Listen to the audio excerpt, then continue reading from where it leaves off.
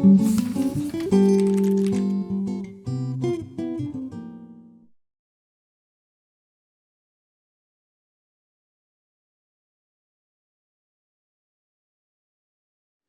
começamos a falar a respeito de quem organizou o livro, né? Junto comigo estava a professora Flávia Dias, o professor Gilberto Souto, o professor Álvaro Alencar.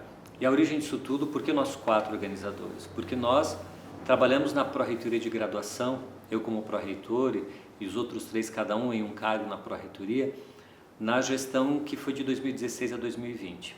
E durante esse período, nós percebemos uma necessidade muito grande de professores de graduação se internacionalizarem, no aspecto de buscar referências de inovação pedagógica. Embora a gente tenha uma internacionalização nas universidades brasileiras de uma maneira geral e na UTF-PR também, mas essa internacionalização se dá muito a nível de stricto sensu, de pós-graduação. Ou quando você vai se titular, um doutorado, um pós-doc, ou como pesquisador. Então é muito comum e isso ocorre intensamente. Mas nós nos deparamos nas leis da graduação, na pró-reitoria, percebemos que a gente tem pouca referência internacional. E isso provoca pouca inovação curricular, pouca inovação pedagógica. E os professores não fazem porque não querem, mas porque falta efetivamente alguma referência de como conseguir modificar isso. Então nós propusemos que esse professor ele seria financiado para que ele passasse minimamente 3 semanas numa instituição em que ele escolhesse, ele decidisse, ele apenas teria que justificar por que essa instituição, qual a repercussão, o impacto que isso traria no seu curso de graduação e o que efetivamente ele estaria buscando neste destino, nessa universidade de destino. E aí então é um processo de certa forma complexo entre edital, financeiro, acompanhar o professor, o retorno dele. Então nós nos articulamos na pró-reitoria, entre nós 4 que estávamos ali, somos docentes, a Flávia e o Álvaro do campus Curitiba, eu do campus Ponta Grossa, o Gilberto do campus Pato Branco, mas naquele instante estávamos todos lotados na pró-reitoria. E nos articulamos para que fizesse acontecer isso aí. E tivemos 2 edições desse processo que foi bastante interessante. Não tivemos a terceira porque ela se deparou com a pandemia em 2020. Então o terceiro ciclo seria em 2020, a terceira viagem. Estávamos com o edital aberto, selecionado, os professores iam viajar a partir de fevereiro, março. Um professor chegou a viajar e logo retornou quando percebeu que a situação estava bastante difícil naquelas primeiras semanas do mês de março de 2020. Então, nós temos esse segundo volume da série, ele representa os professores que viajaram em 2019, fazendo essa incursão em diferentes instituições, com diferentes áreas de conhecimento, buscando então essa internacionalização. E por isso o título da obra, Professores pelo Mundo, porque estava aberto para os docentes escolherem qual país, qual a instituição de destino que eles desejariam. Eu diria que a experiência foi muito positiva e muito válida, inovadora. Eu não tenho informação de outras instituições que propuseram editais internos para a graduação, para pesquisa, para pós-graduação a gente tem muito. E com certeza para a UTF-PR foi a primeira vez que isso foi feito, financiar para professores investirem na graduação. Por outro lado, nós temos mais de 2.500 professores na instituição. Nesses 2 editais a gente passou de 30 professores mais ou menos, isso quer dizer 1% do nosso quadro docente. Então é muito complicado, você fala assim, houve uma repercussão institucional.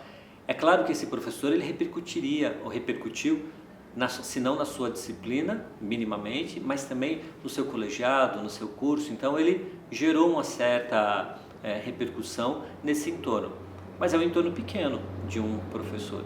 Então é claro que esse processo tinha que ser um processo contínuo.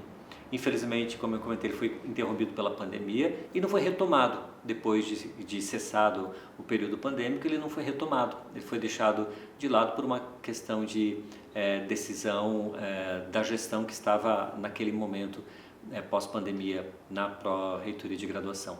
Então, é um processo que ele é válido, mas ele é necessário um investimento de médio e longo prazo, para que esses professores eles possam encontrar os pares que também viajaram, para que esses cursos comecem a impactar um no outro, para que esse ruído comece a aumentar, a intensidade desse ruído desses professores, até que a gente comece a ser um processo natural e os professores passem a desejar, a querer. Esses primeiros 2 editais, ele foi muito novidade, pegou os professores de surpresa. Então, aqueles que já tinham um certo pé fora do país, um certo contato, que tinham um interesse, que estavam isso latente esperando essa oportunidade, eles rapidamente responderam ao edital. Mas a gente tem uma grande massa de professores que nunca tinha pensado essa perspectiva, essa possibilidade, que gostariam de investir na graduação, na inovação na graduação e não necessariamente na pesquisa, e que não imaginavam um edital desse. Então, se a gente repete esse edital, se a instituição atua como uma política institucional, de todo ano o professor sabe, ele pode se programar. Então, daqui a 2 ou 3 anos eu vou responder esse edital. Os colegiados podem articular-se, escolher professores para que, agora você vai lá, a gente ouviu falar, eu escutei esse professor, este curso, essa inovação, em cada uma das áreas dos cursos que a gente tem aqui. Então, a gente pode dizer que esses 2 ciclos que a gente teve foi quase que um laboratório de experiência, mas foi tão rico que a gente entendeu que era muito importante registrar isso aí, colocar esses depoimentos nesses 2 volumes, que um já lançado e agora a gente lançando o 2º volume. São histórias tão ricas e é tão importante que mesmo aqueles que não foram, ao ler o livro, geram um aprendizado sobre como é possível a gente fazer, buscar referências, buscar outra realidade institucional, de outro país, de outro ambiente cultural, e mesmo assim poder trazer, adaptar à realidade daquilo que a gente tem na nossa instituição. Quando você começa a olhar para fora e você percebe que a gente tem muito pouca internacionalização no Brasil, porque é um país muito grande, né? Porque é um país distante de outros países, todas as fronteiras nossas são muito distantes. Então essa internacionalização de você, que se chama do inbound, quer dizer, você receber pessoas, a gente recebe muito pouco. Primeiro porque a gente tem quase nenhum curso em inglês, disciplinas em inglês, então se fica restrito às nossas graduações para quem é lusófono, então para país, então você encontra alguns estudantes africanos nas nossas instituições, particularmente de países lusófonos, ou um ou outro ainda francófono, como Costa do Marfim, Benin, e a gente encontra porque tem um apoio do governo federal, de bolsa para esse aluno, mas é raro você encontrar um professor de fora ou alunos de fora. Então, essa internacionalização que instituições da Europa têm e dos Estados Unidos, como um país que também é bastante atrativo para estudantes internacionais, tem isso naturalmente, a gente não tem essa internacionalização inbound. Então, a gente tem que fazer essa outbound, quer dizer, mandar o pessoal para fora para ver se a roda começa a girar e a gente sair desse encastelamento cultural, linguístico e todos os aspectos, e um investimento muito pequeno, o investimento em termos de orçamento da instituição, esse investimento que você faz com esses professores, dando autonomia, fala, você tem esse X tanto de dinheiro e aí você administra como você acha mais adequado, entre passagem, hospedagem. Então o professor mesmo ele administra, vê como que, quanto tempo, aonde, como, o custo dessa viagem, o que dá uma flexibilidade, dá uma autonomia e diminui muito os custos operacionais para esse projeto. Então, a relação entre custo e benefício, do quanto que você investe no professor para ele ter essa experiência e do benefício que é marcante para a carreira dele, para a vida dele, porque muitos desses professores que foram, eles já tinham experiência internacional, mas todos eles de pós-graduação. Ele conhecia o laboratório, ele já tinha publicado o paper, ele já tinha feito o doutorado dele.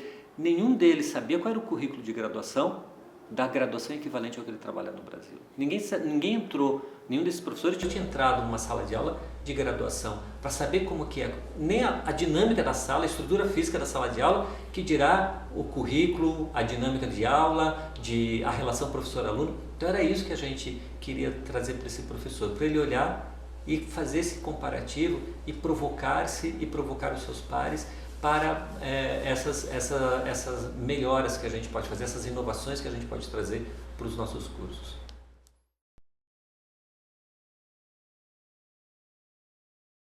Eu acho que poderia falar um pouco da diferença entre os 2 livros, os 2 volumes, porque o que eles se assemelham são relatos de professores, mas eles diferem muito porque são áreas diferentes, são instituições diferentes, são cursos diferentes, então, e são olhares diferentes também.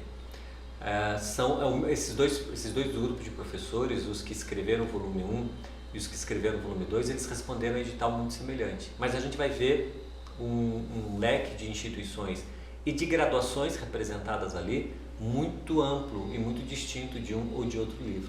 Então, e a própria escrita deles, a experiência, a percepção deles, porque a gente deixou o autor do capítulo à vontade, e a revisão da editora também teve esse cuidado de deixar esse tom de relato de experiência, de contar essa história.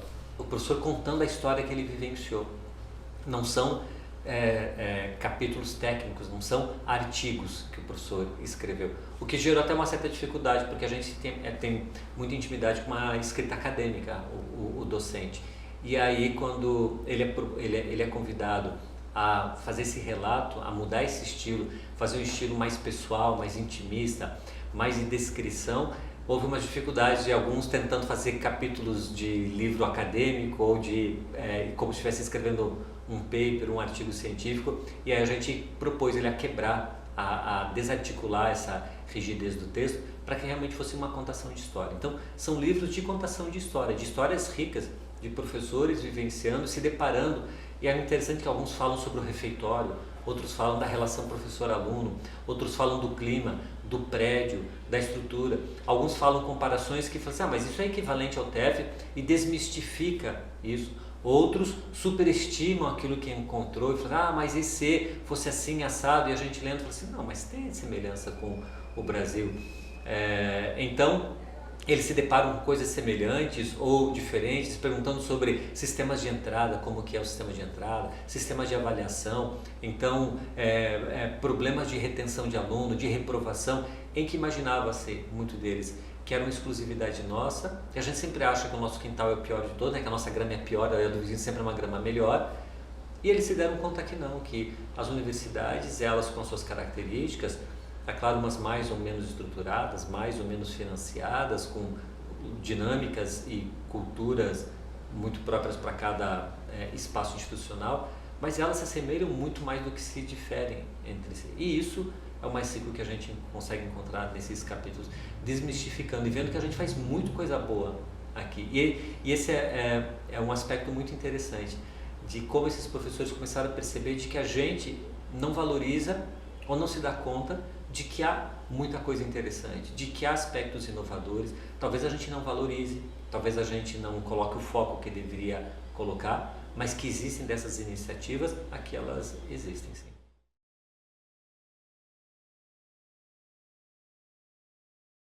Bom, semelhante ao primeiro volume, já é a segunda, né, relação nossa como autores, organizadores de obra com a editora, e ela ocorreu semelhante à primeira experiência de uma maneira muito tranquila, muito saudável, salutar e de uma maneira muito profissional. A gente percebeu o cuidado da editora no processo de revisão, nos detalhes, desde que aspectos legais quanto a direitos de imagem, nos atentando e nos perguntando, provocando a qualidade das imagens, a qualidade do texto, o respeito com os autores, de revisar o texto e conferir com o autor se ele aquece quando as alterações eram um pouco mais além da forma. Então, esse respeito, não só e sempre colocando nós como organizadores, intermediando isso com os autores de cada capítulo. Então, essa relação muito profissional da editora, que a gente já tinha visto no primeiro volume, agora se repetiu e foi uma experiência muito feliz. Eu agradeço aqui a editora por todo esse trabalho, mas também aos outros autores, a professora Flávia, o professor Gilberto, o professor Álvaro, que me delegaram a responsabilidade de estar aqui respondendo ou dando essa entrevista em nome de nós quatro como organizadores.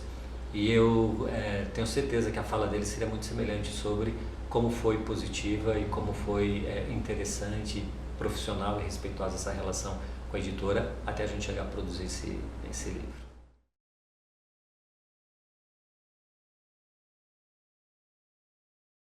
Ao ter resultado, eu acho que esse segundo volume fecha esse ciclo pré-pandemia em que os professores viajaram, e como eu comentei, esse laboratório que a instituição teve, não foi a gestão, não foram as pessoas, nós organizadores, mas acho que a instituição teve esse laboratório, eu acho que ele merece ser olhado com um carinho sobre, talvez, transformar isso numa política institucional, aprender com as limitações, erros, que porventura tenham ocorrido e que os próprios relatos tragam, para efetivamente poder institucionalizar isso aí.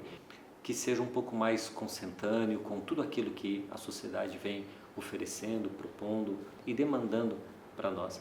E esse acho que é uma boa maneira de a gente conseguir rever e melhorar o nosso olhar para a nossa graduação.